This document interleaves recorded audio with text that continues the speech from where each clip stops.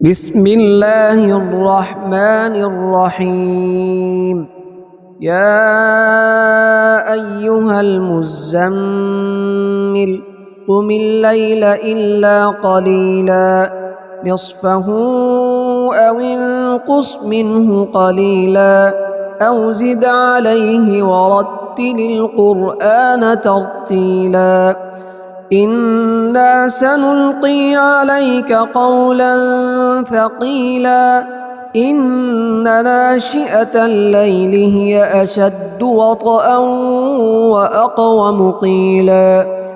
إن لك في النهار سبحا طويلا واذكر اسم ربك وتبتل إليه تبتيلا.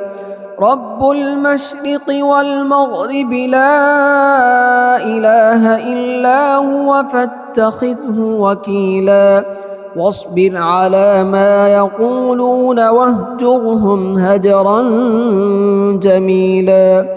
وذرني والمكذبين أولي النعمة ومهلهم قليلا إن لدينا أنكالا وجحيما وطعاما ذا غصة وعذابا أليما. يوم ترجف الأرض والجبال وكانت الجبال كثيبا مهيلا. إنا أرسلنا إليكم رسولا شاهدا عليكم كما أرسلنا إلى فرعون رسولا فعصى فرعون الرسول فأخذناه أخذا وبيلا. فكيف تتقون إن كفرتم يوما يجعل الولدان شيبا. السماء منفطر به كان وعده مفعولا. إن هذه تذكرة فمن شاء اتخذ إلى ربه سبيلا. إن ربك يعلم أنك تقوم أدنى من ثلثي الليل ونصفه وثلثه وطائفة من الذين معك والله يقدر الليل والنهار.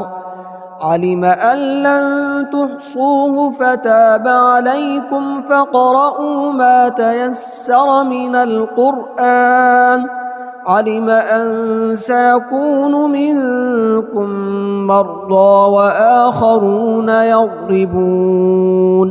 وآخرون يضربون في الأرض يبتغون من فضل الله وآخرون يقاتلون في سبيل الله فاقرؤوا ما تيسر منه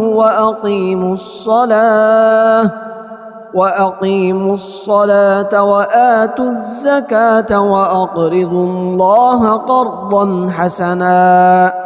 وما تقدموا لأنفسكم من خير تجدوه عند الله هو خيرا وأعظم أجرا. واستغفروا الله إن الله غفور رحيم.